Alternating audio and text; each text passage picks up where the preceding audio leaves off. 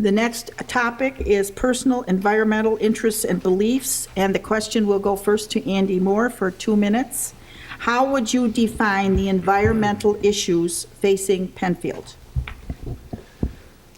Well, I think, we always, as a town board member, you always have to consider environmental issues. I mean, first thing first, you have to consider the impact to the taxpayers that pay the bills in this town.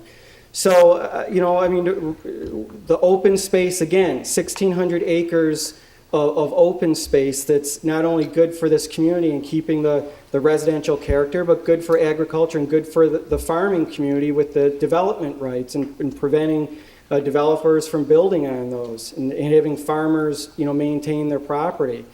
The town does a great job. We've got the Earth Day that we do every year in the spring. We partner with a bunch of other community organizations. I know Councilwoman Linda Cole is very active with the Rotary, and we partner with them in the Kiwanis and the schools. The town, again, Linda Cole is spearheading the 2010 bicentennial of the town, and we have an environmental initiative under that program that is moving forward, and we'll be rolling that out here over the next couple months as we move into the new year.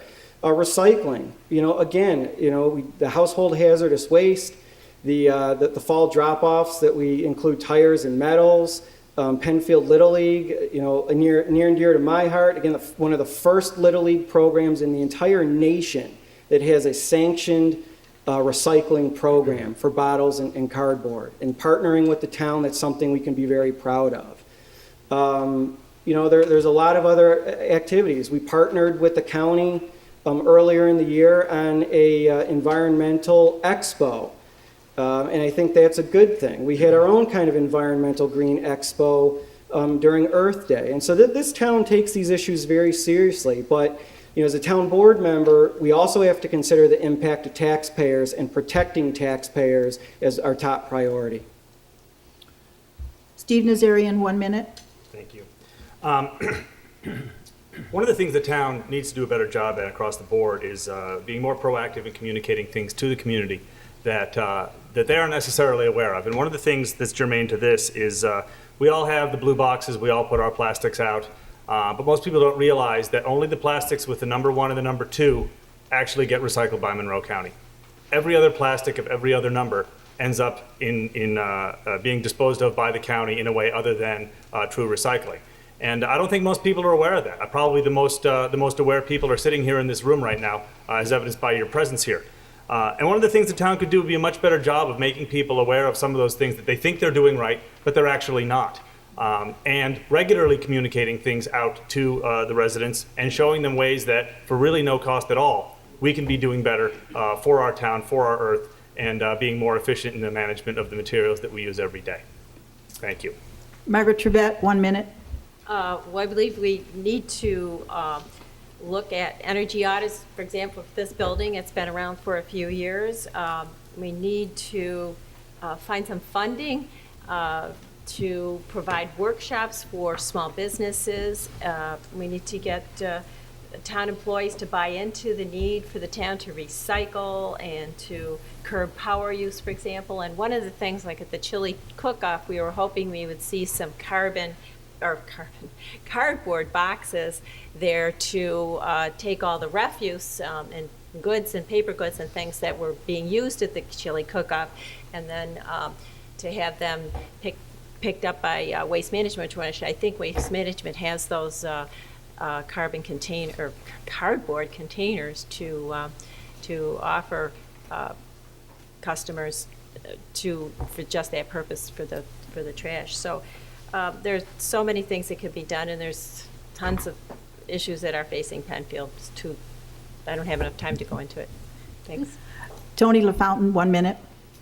One of the benefits that I have is some historic knowledge in this town.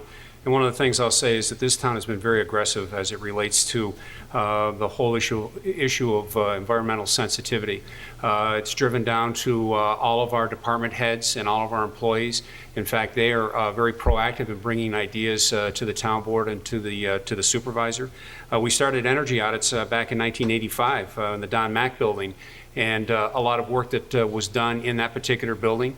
We just recently got a NYSERDA grant that came in for $145,000 for us to continue to do a lot more across these facilities, being the community center, the highway garage, and the town hall. So I believe that the town has been very aggressive and has done a very good job of working with their employees to make sure that they understand the sensitivity of and the ongoing creativity of the environmental issues. Thank you. Lynn Crawford, 1 minute. I think overall, the citizens of Penfield are better environmentalists than the town is. And the reason why I say that is because at the chili cook-off, as Margaret talked about, there was only trash bins. There were no recycling bins. That means that pop cans that you can actually get a nickel back went in the trash. I actually have a picture of it. And this has also happened at the last two 4th of July celebrations that we've had. This is the very core of it. It's a culture change. You make it available, and you make sure that the town employees are really using their blue bins and that the custodial staff isn't just throwing them away instead of recycling. And it has to start with a real encouragement from the top so that the employees know we're serious about let's do this and let's educate our citizens on how to do it better, and let's make sure the town doesn't do any more of this silly stuff. Paula Metzler, 1 minute. The environmental issues facing Penfield can be defined in one issue. We need to make environmental consideration a habit in our government, a habit in our schools, a habit in our community, in our businesses, and a habit in our homes. There's no better teacher today about environmental issues than our children. They are learning a great deal in school. As I mentioned, the Harris Hill Ambassadors for the Earth. My daughter was one of the first members, and I was a parent volunteer for the Ambassadors for the Earth Conservation Club. I learned so much from those kids about environmental concerns, reducing, reusing, recycle. I can sing the song for you. And who reminds me to make sure I recycle something, to make sure the lights go off? I turn off the water when I'm brushing my teeth. My kids. So the singular issue before us as a town is to make it a habit. John Albright, 1 minute. I'm pleased that from my very first statement that said we need to create a culture of environmental preservation has been echoed now for a couple of people on this board. And I also have to agree with, again, with Mr. LaFountain, that the town has done a good job with energy conservation. But we're not done. We haven't finished. I've been working for a lot of my recent working career with lean manufacturing. And one of the things that they'll say to you in lean manufacturing is that you have to take apart everything you have and create it new. And you have to do that 7 times before you're even halfway to making something right.